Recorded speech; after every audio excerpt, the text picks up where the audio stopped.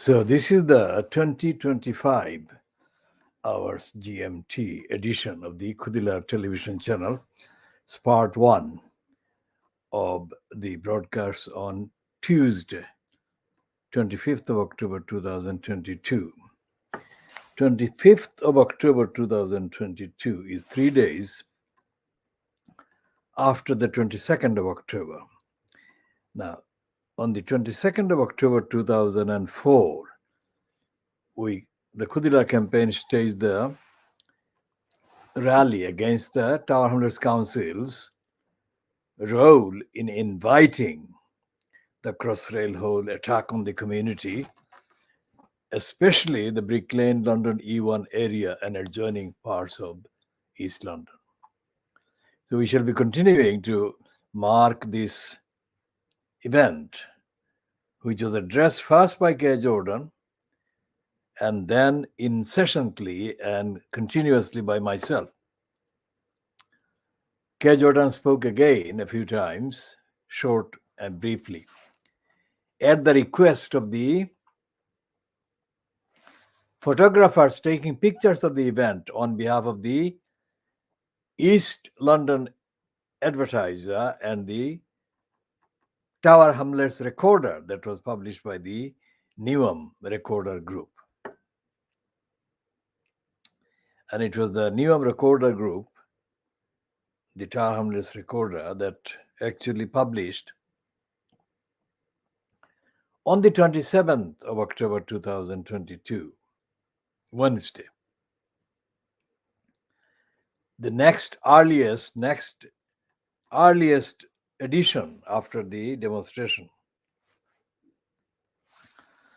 of the weekly paper, the Tower Hamlets Recorder, in which the banner heading was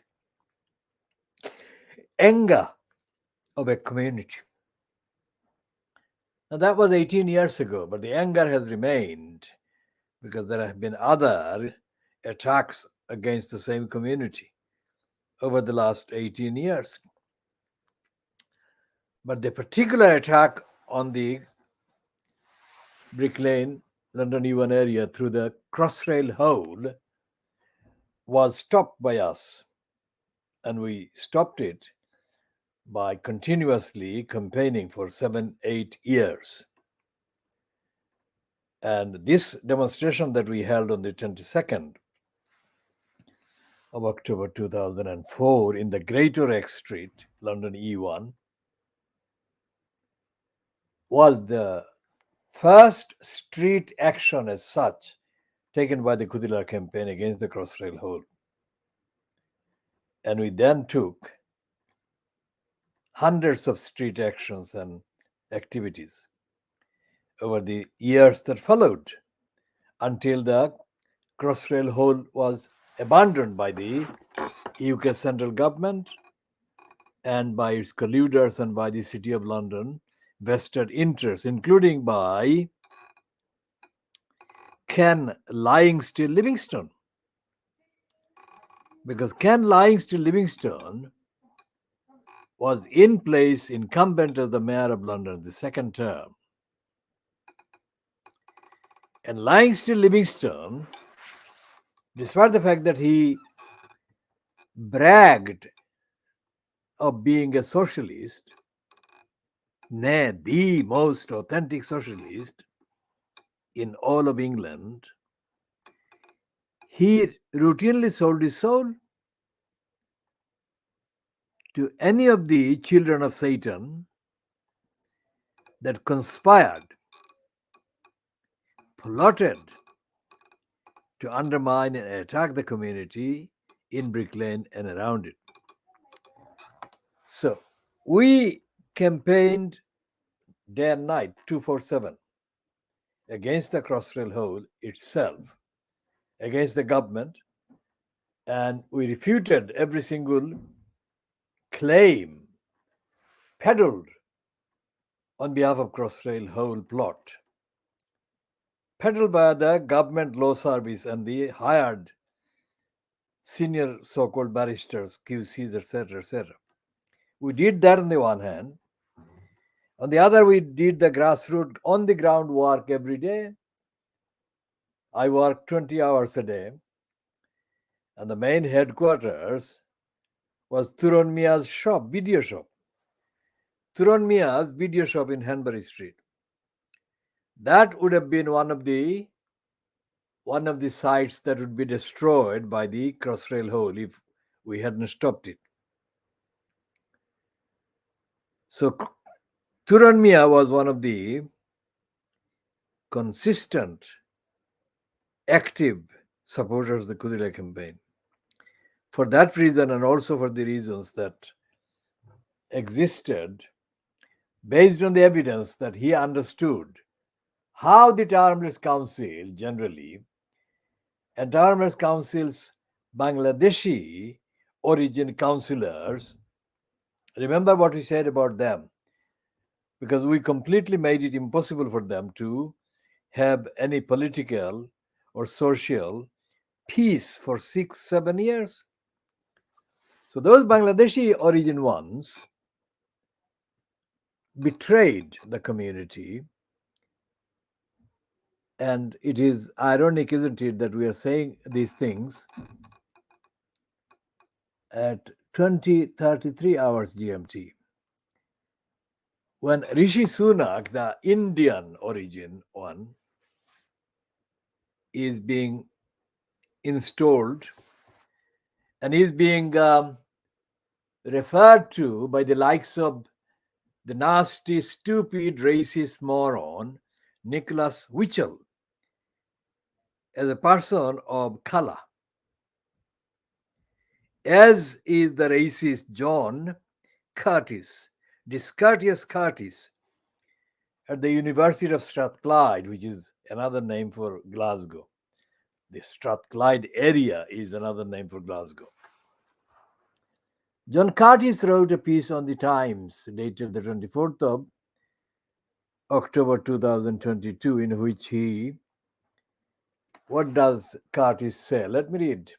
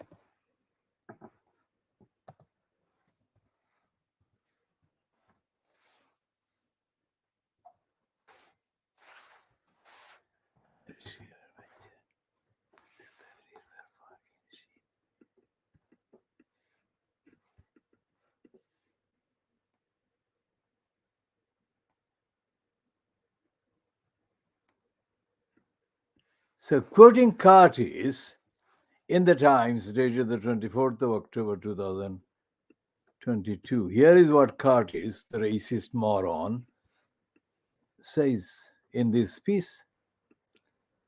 Rishi Sunak's achievement, notice where he's coming from, achievement in winning the keys to number 10 is remarkable. And then he goes into the stratosphere with this stupidity. He will be the first person of color to become prime minister, and as an MP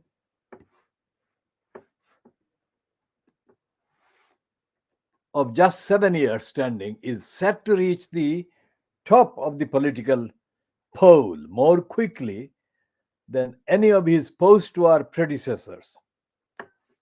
Now, this fucking moron, Curtice, is supposed to be a leading, if not the leading currently, electoral expert based at the University of fucking Strathclyde.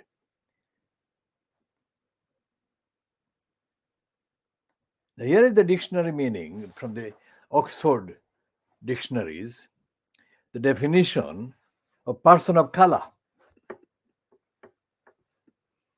Now it's a out and out racist phrase.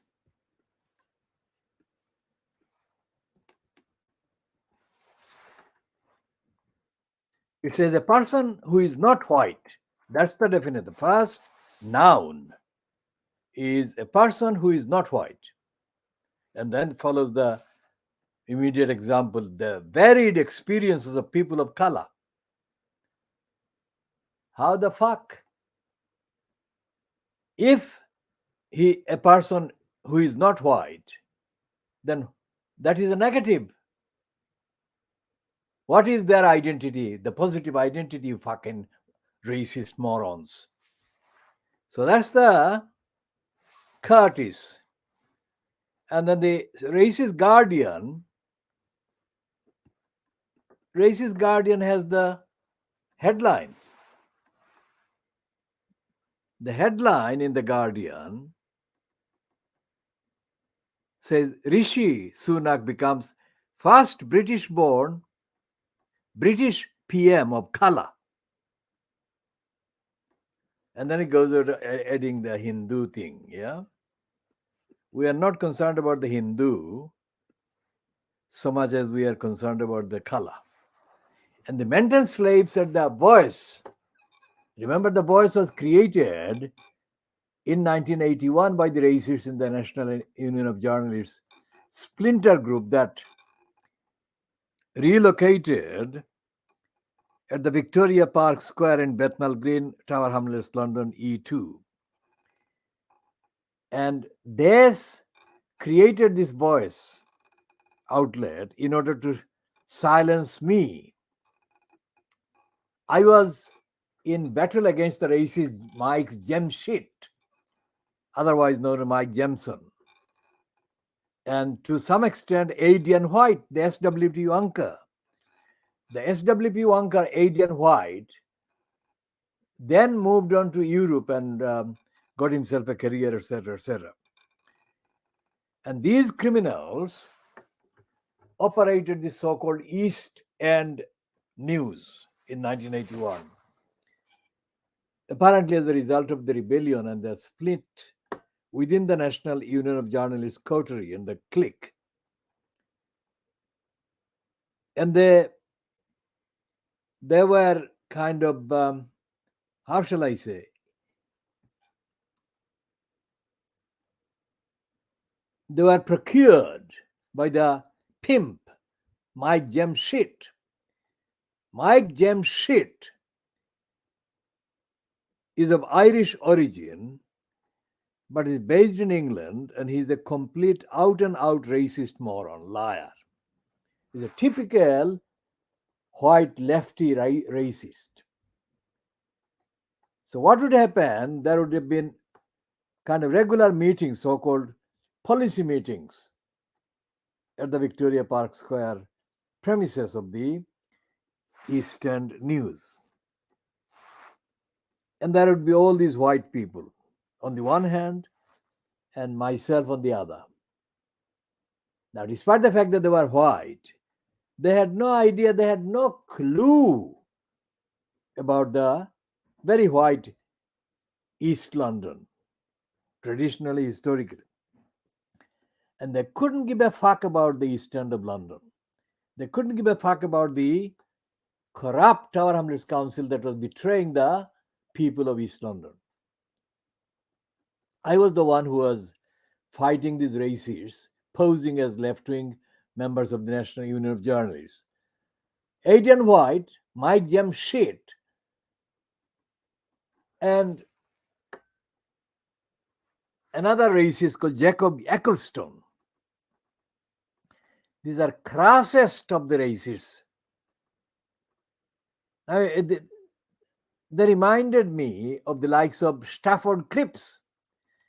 Stafford Cripps in the 1940s was supposed to be a Labour Party minister or Labour Party kind of politician who was part of the negotiations about the transfer of the removal or the withdrawal of the British Empire, imperialists, from the subcontinent.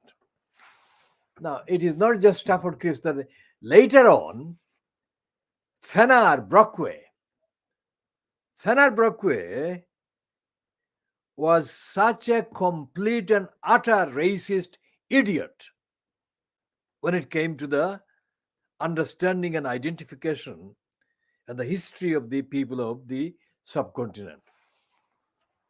His idiocy and racist ignorance and lack of education became exposed to me, but the others present there, I mean, they worshipped him, as is usually the case with mental slaves.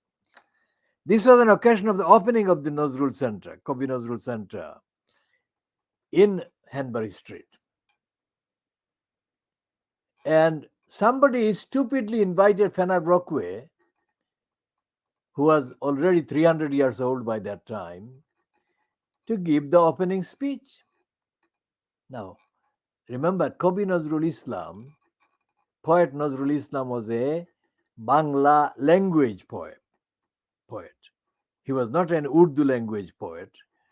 He was not a poet who specialized in any other languages, although he knew languages, many languages, and he used his linguistic proficiency in many of his poems. But he was essentially very accomplished revolutionary in terms of linguistic use and innovations. Poet, essayist, writer, thinker in the Bangla language. Think about it. So this was supposed to be the opening of the Kavi Nazrul Center or the Poet Nazrul Center. And this so-called chief guest, he starts speaking in Hindi.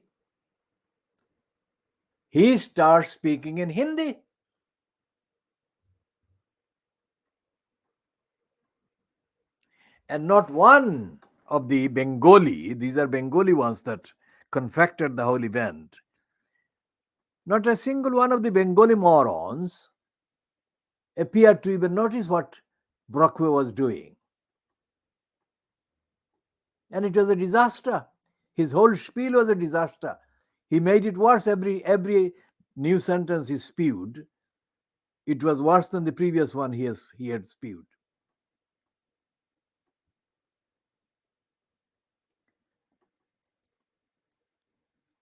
So the East London Idiotizer was supposedly a racist newspaper. So argued Mike Jamshit, and they wanted to create Eastern News. Now, Eastern News was the title that had existed long time earlier, long time before I was born, but it had ceased publication.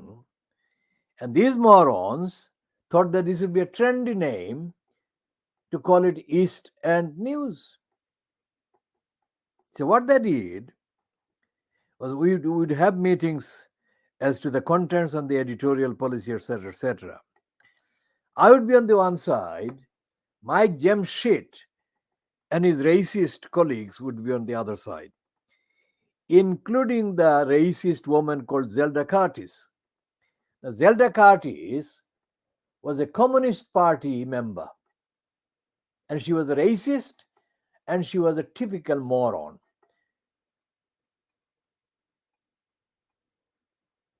Now, Zelda Curtice and John Curtice, are they related? I don't know.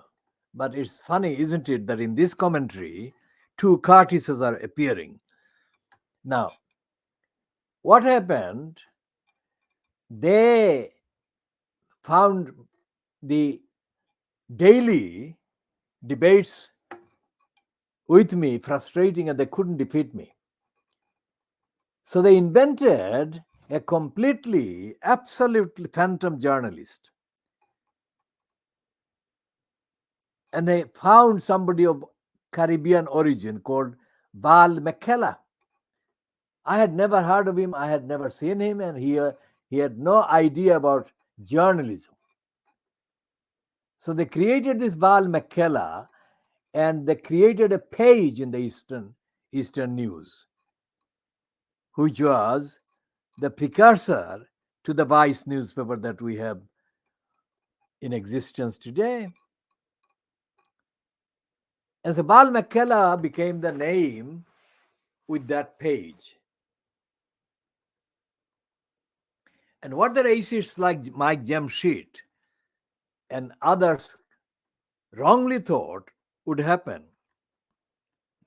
is that the racism that I was pointing out every day and their irrelevance to the people of East London would disappear. It never did. And I predicted correctly that the fuckers were doomed. They would not survive. This paper would not exist in a few weeks' time or whatever. It didn't, because the Greater London Council, remember, this was just after the criminals fronted by Ken Livingston had staged the coup against Andrew McIntosh. Andrew McIntosh was a GLC Labour member representing the Haringey area. And it was Andrew McIntosh, although a right-winger, who had actually succeeded in defeating the Conservatives at the GLC in the May 1981 election, GLC election. So for some reason, the East End news criminals failed to entice the Ken Livingston to give them as much goodies, readies, as they thought they needed. So the Eastern news collapsed, disappeared. And with it, all the other sub or subsidiary inventions by the criminals. Whereas Val McKellar was put in touch with the Barclays Bank. Remember, that was 1981. And the Barclays Bank was supporting the apartheid regime in 1981. Remember, that was 1981. That was long time before the apartheid regime ended in South Africa. So this Barclays Bank contributed to the Vice. And the Vice editorial was confected with Alex Pascal, Val McKellar, and the South African-born Indian origin Hindu Robert Govenda, who is now no longer alive. Robert Govenda and McKellar and Pascal didn't last together very long. They were replaced by, well, McKellar stayed there because he was the linchpin, if you like, but the others disappeared. For the first few issues of the Vice, I tried to write, and they printed my comments about journalism, black people, etc., as letters, and then they stopped publishing my letters as well. Now, I did that because I was one of the founders, key founders, in 1980 of the Black Media Workers Association. Now, I'm going all the way from the person of color to explain all of that. Now, person of color is, by definition, a phrase, a pejorative phrase, an insulting phrase, a phrase of denial of identity and non-recognition of the person. There is no such thing as a person of color, you fuckers. Because if a person of color is defined as a person who is not white, then what color is white? There has to be a negative as an alternative answer to the white, which is black. So if they said black person, then it would just about, for a kind of period be acceptable for a few hours. But even black would not be appropriate in Rishi Sunak's case, because Rishi Sunak has a perfectly positive identity. He's an Asian and he's of Indian origin, and that is fine. Why didn't they use Asian, Indian origin, and even Hindu, because that is also a positive identity?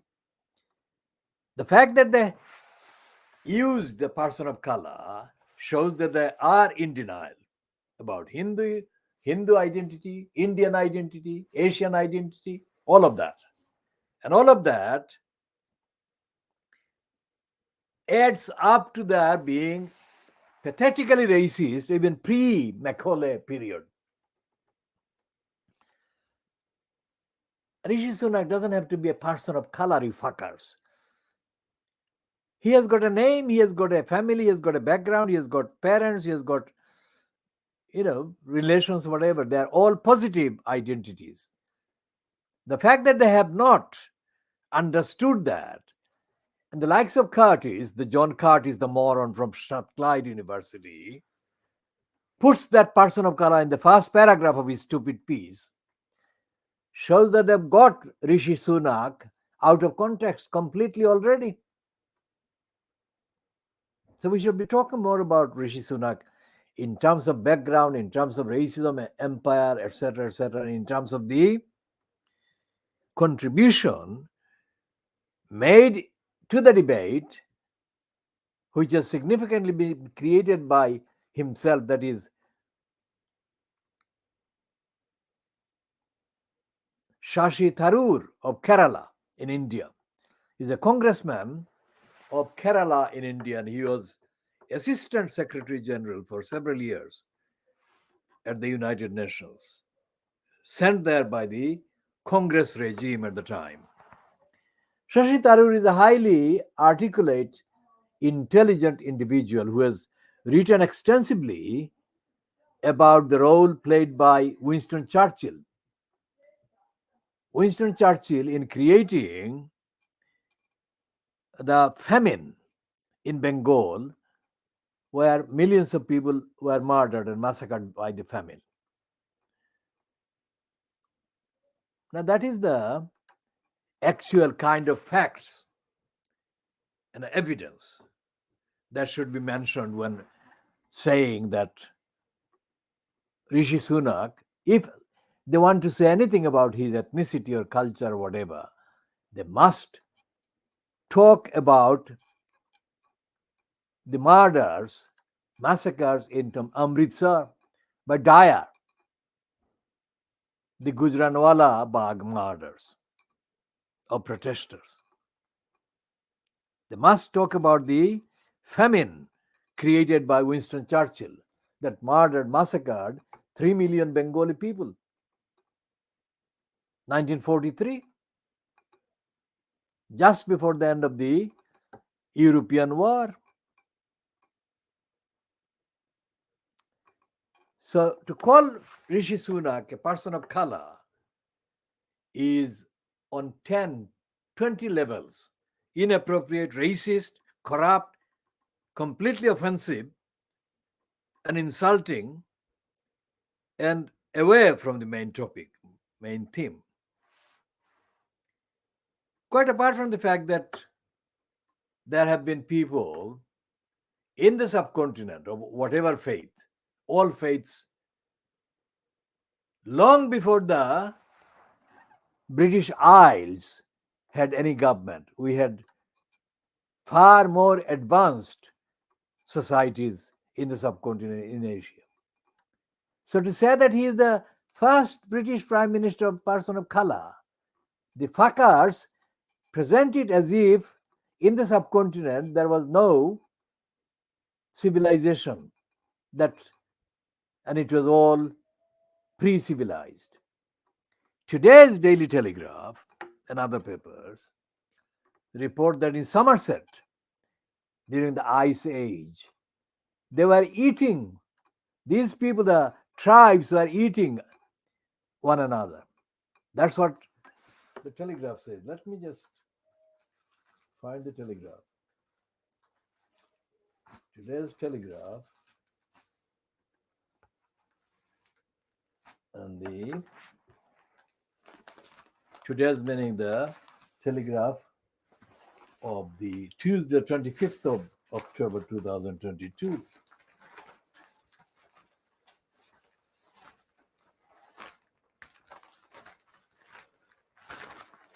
On page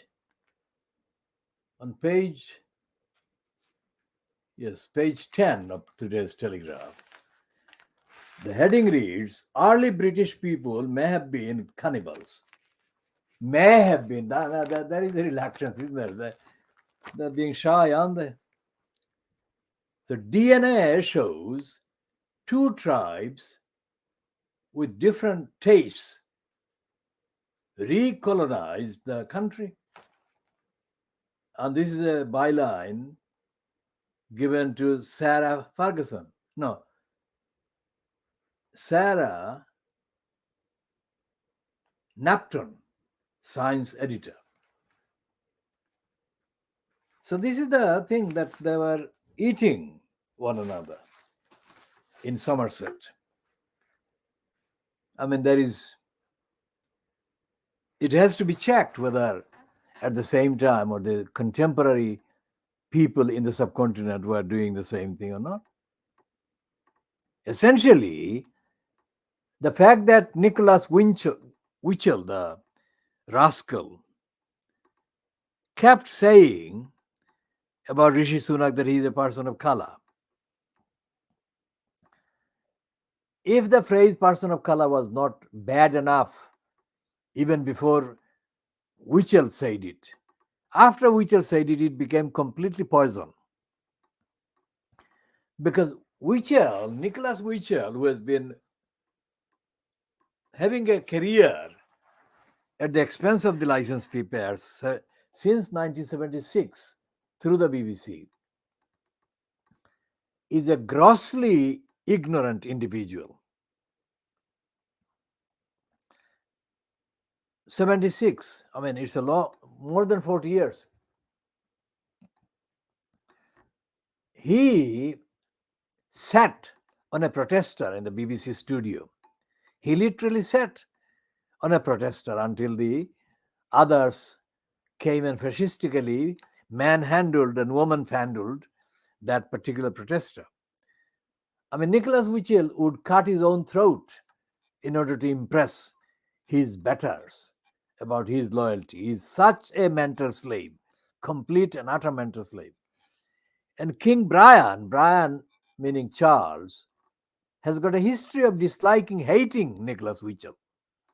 I mean, quite apart from the fact that some of the factual grounds on which Winchell is hated by Brian are kind of valid.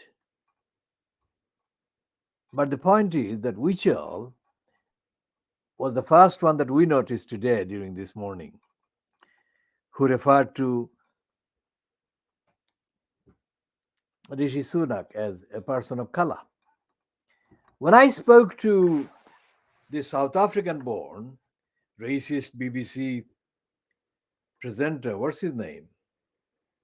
I'll come to his name and update the commentary accordingly. That was in 1991 when I was raising awareness about how to deal with waterborne disasters that affected Bangladesh on the 30th of April 1991. That was the context. And this idiot presenting kind of the Radio 4 phone-in program where I was on, he called me a person of color. So it's not like Nicholas Winchell is the first one saying it on the BBC.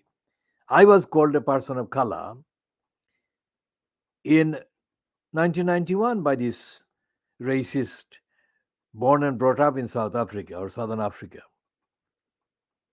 I'll come to his name. I'm searching for his name mentally and I'll look up.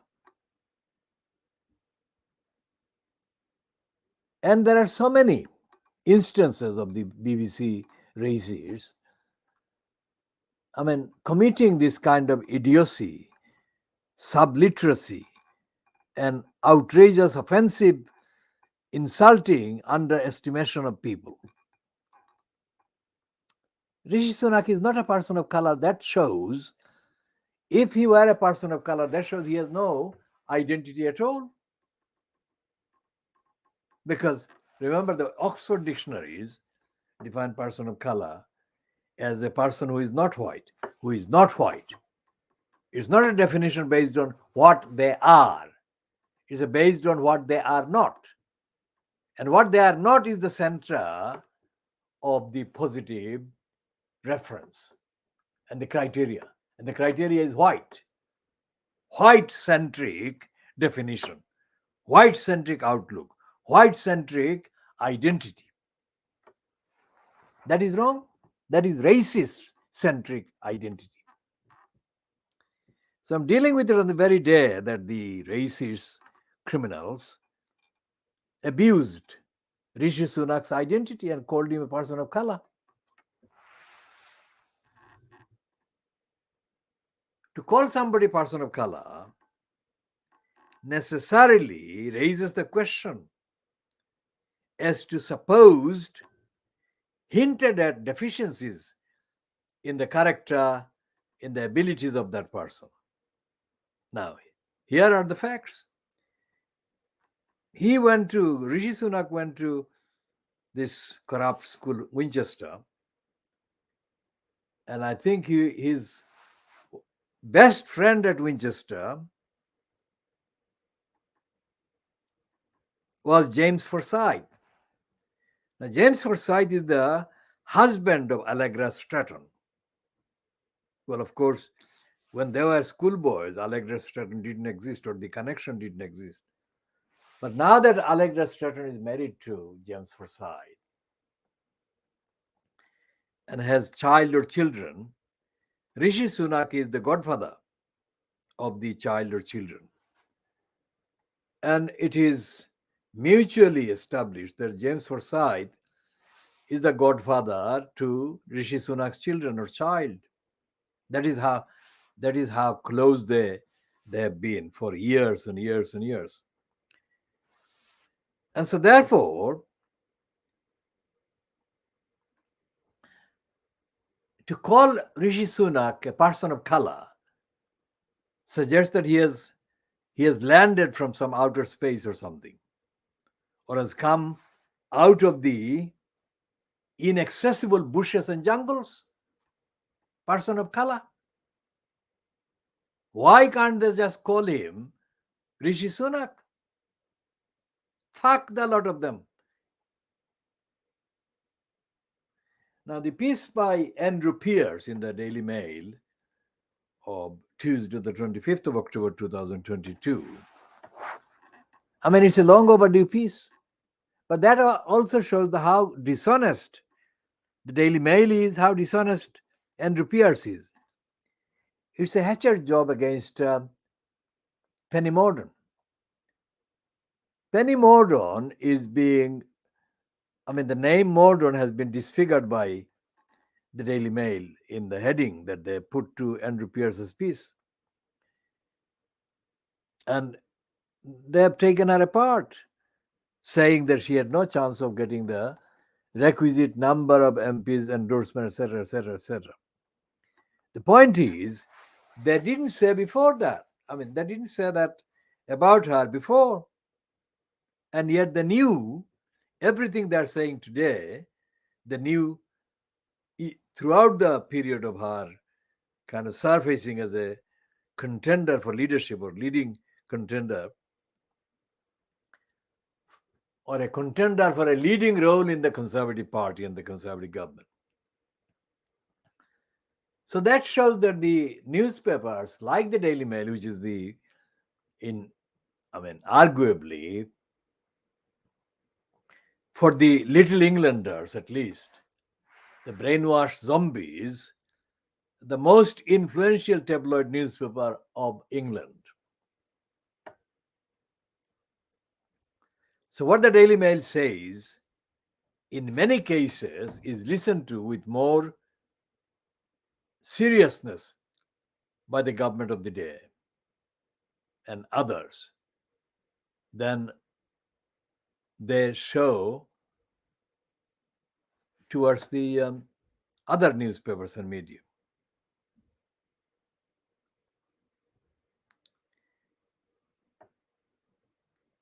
So Andrew Pierce says that Penny Mordaunt, he distorts her name. Let me find the Andrew Pierce piece decrying and condemning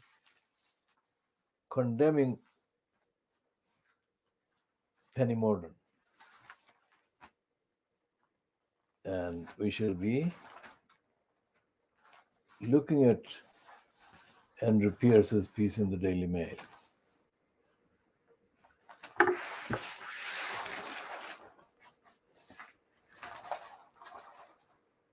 Yes. The headline is, "How did utterly deluded Penny Dormant ever see herself as a serious contender?" Now remember, the deluded is a concept, is a term that has been used in the Quran, in the Arabic, of course, about the debate that Satan dared have with God. When God asked Satan to bow to the human beings that God has created, Satan defied God and said that he won't bow to the humans because the humans were artificial, whereas Satan, was original, etc., etc. And God said that God was giving Satan the option that he could kind of influence people and the deluded ones.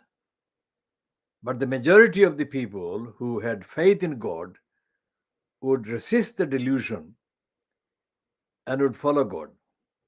Now, this is Andrew Pierce is himself a Satan. So, how is he calling Penny Mordaunt dormant and the deluded dormant? That shows that the Andrew Pierce is as dishonest as the rest of the Daily Mail. Because while the contest was going on between Lizzie Truss and Rishi Sunak, and Penny Mordaunt was just kind of just behind them, let's say.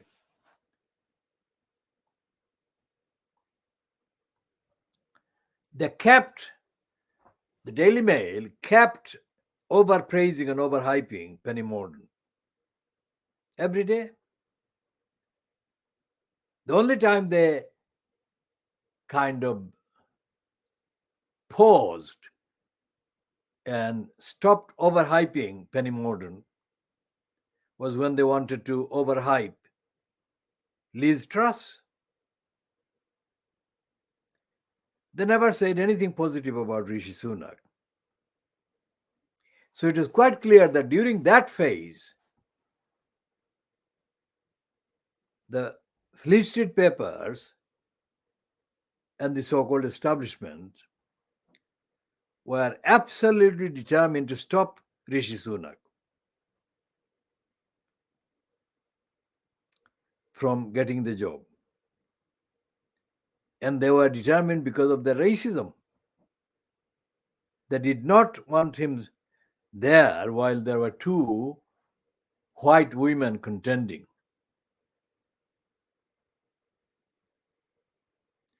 And they also concealed their knowledge that from behind the scenes, from out of the frame of the contest, the liar, congenital liar Boris Johnson, was actually fueling the various aspects of the kind of hatred against Rishi Sunak and overhyping Liz Truss and to some extent overhyping Penny Mordaunt.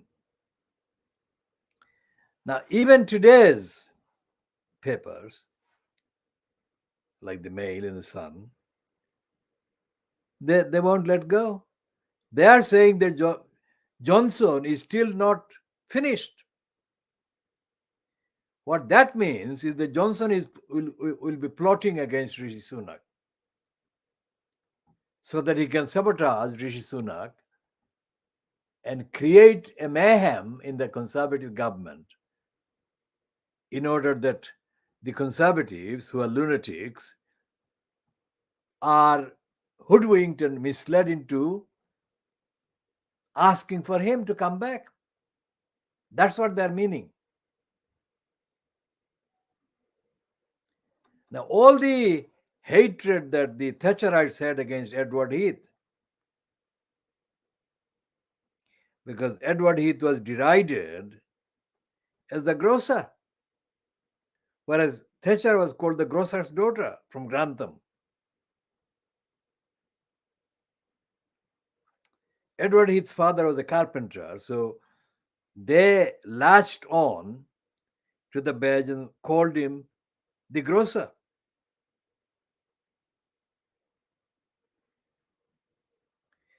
The Fleet Street papers actually succeeded in discrediting Edward Heath to such an extent that Margaret Thatcher was elected leader of the Conservative Party, while in opposition, of course. And the Fleet Street papers never forgave Edward Heath. The reason why they never forgave Edward Heath was because Heath correctly understood the severe limitation of the UK as a power. And he correctly understood that the united platform within the European Union, which the UK could have easily, would not only strengthen the country, but it also help it in a way that it could not otherwise get any help from anywhere else, because it had lost the empire and it had lost other resources that it no longer had.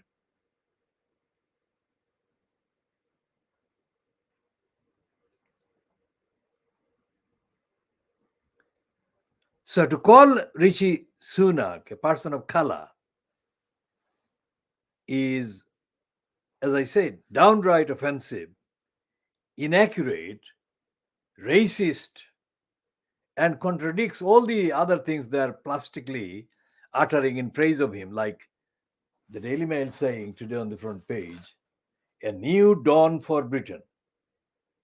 Rishi Sunak.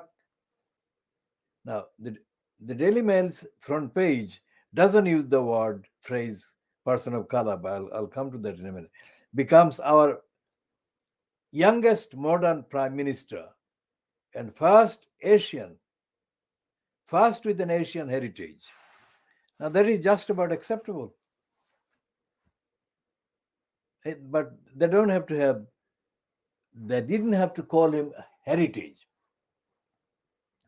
They could just say the first Asian or first African or whatever, because he is not really straight from India. His parents come from East Africa,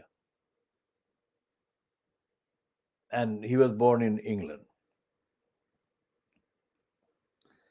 So he's a mixed. I mean, he's of African and Asian background. Let's say, include them, and that is the decent expression and reference, not a person of color. Okay, so I've done that one with the person of color for the time being. I shall have more to say in the future. Now, as for the Guardian, I'm not going into the Guardian's use of the person of color, because the Guardian, as the evidence shows, is a corrupt, racist outlet. If the Guardian's pretensions, based on their overhyped origin with this court, these pretensions, if they were true, then the Guardian should have been leading Fleet Street in enlightening them, in enlightening journalism. But the Guardian isn't. So we shall be talking more about all of that in due course.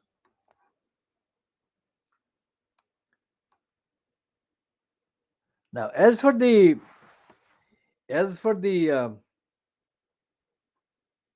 denunciation,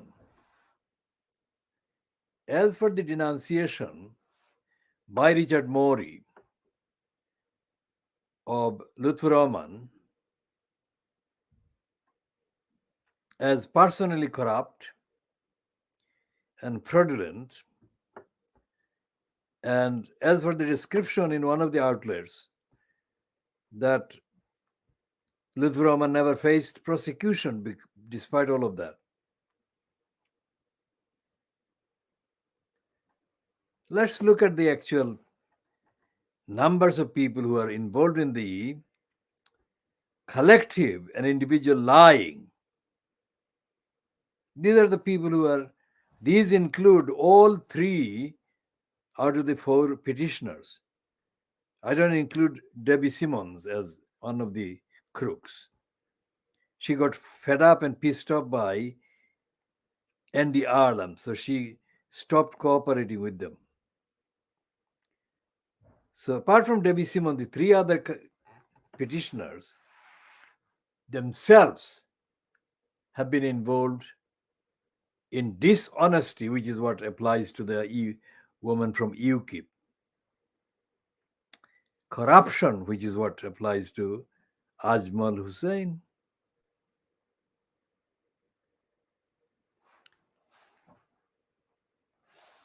Corruption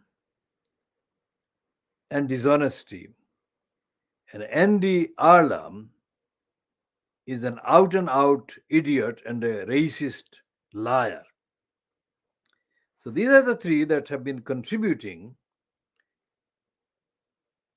to the mythology that action was taken against Lutfur Rahman because Lutfur Rahman was banned for 5 years from seeking or holding public office by Richard Morey. That hasn't stopped him, has it? And in the 7 years from 2015 to 2022, there was plenty of opportunity to open the books and publicly expose Lutfur Rahman's crime and corruption that he had perpetrated between October 2010 until he was ousted.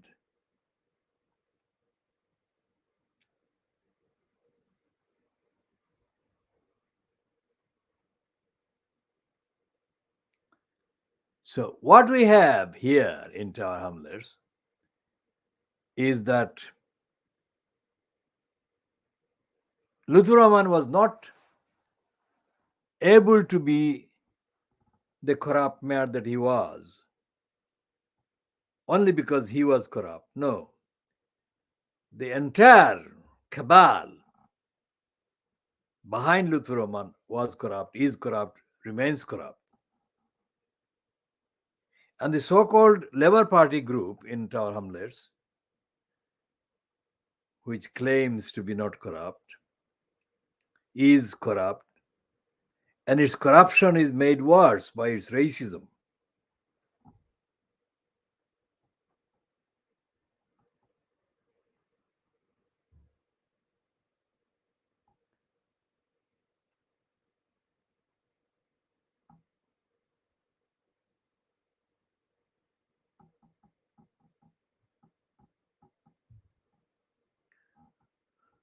So the Labour Party instead indulged in the crook John Biggs for 7 years.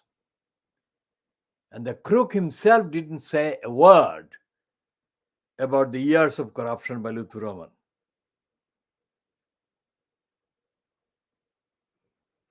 And none of the crooked so-called news outlets, ethnicity-linked outlets, wanted to say a single thing about what Richard Morey had said. Richard Morey said a very long list of things against Lutfur Rahman. Now, these are personally stated as well as in terms of the corporate position that Lutfur Rahman held.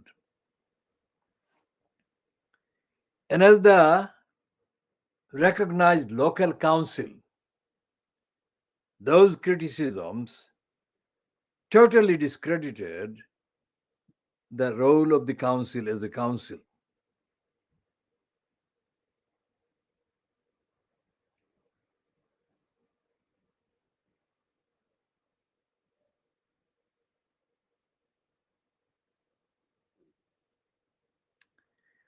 None of the none of the applications in the High Court that Luther Rahman made after the 23rd of April 2015, apparently challenging aspects of Richard Morley's ruling, none of those succeeded.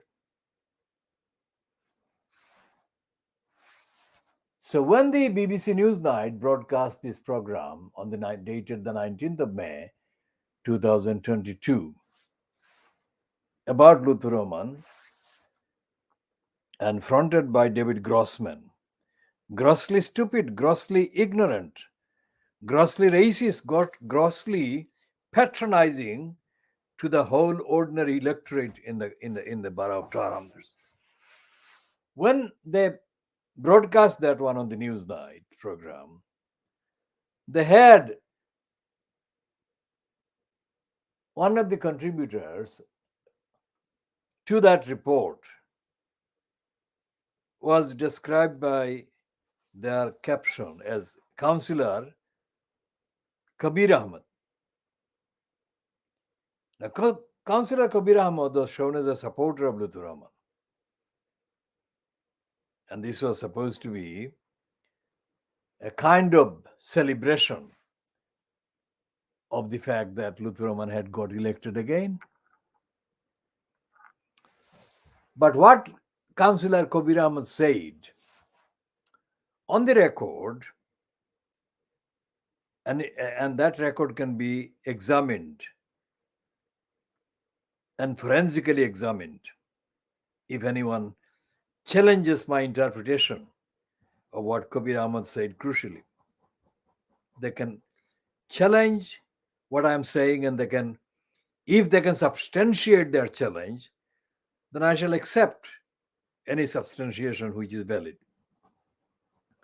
Such a challenge has not occurred, and no evidence has come my way from them. So, pending any such challenge, what Councillor Kabir Ahmed said about Luther Rahman was way, way, way too stupid.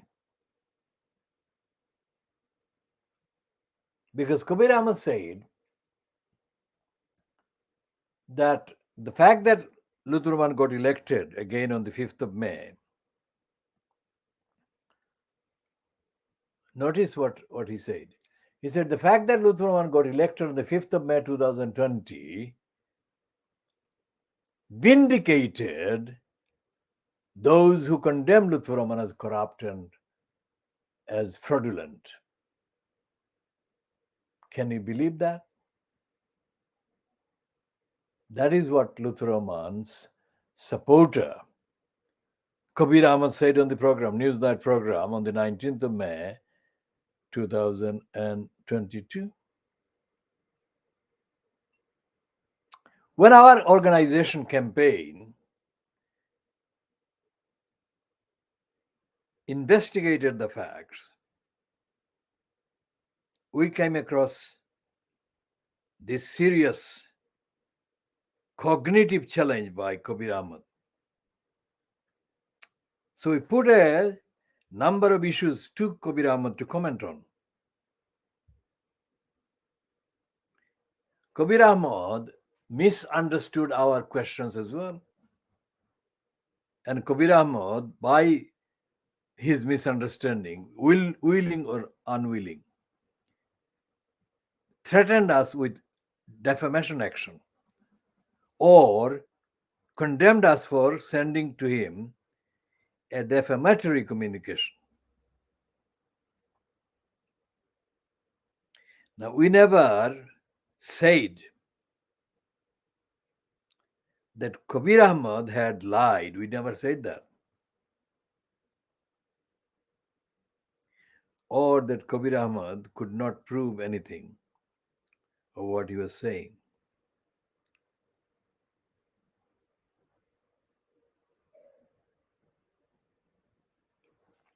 So Kabir Ahmad never ever answered the question that he put to him through an employee in the Tar Arms Council called a woman called Janet Faison.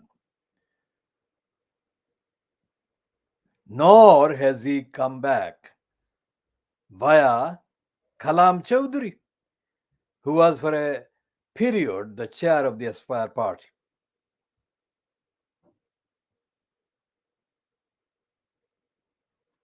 We shall be examining and updating Kabir Ahmad's statement. Essentially, what Kabir Ahmad has done is to reinforce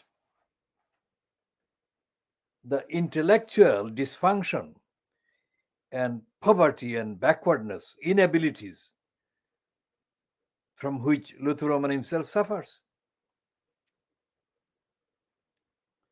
Luther Roman told me at the beginning of the 1990s that he was a solicitor.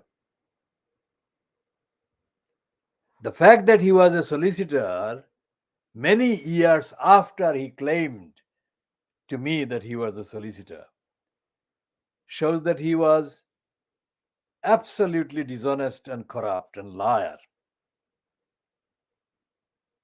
He should not have lied to me, but he lied. I repeatedly told him that I never sent to him anything without checking the facts, and that I was, as I remain, a longest active constitutional law activist and campaigner and legal campaigner. And yet, this Janet Faison has failed to reply. Will Tuckley has failed to reply. He is the chief executive. And this narrative will move on to the next individual sets or individuals.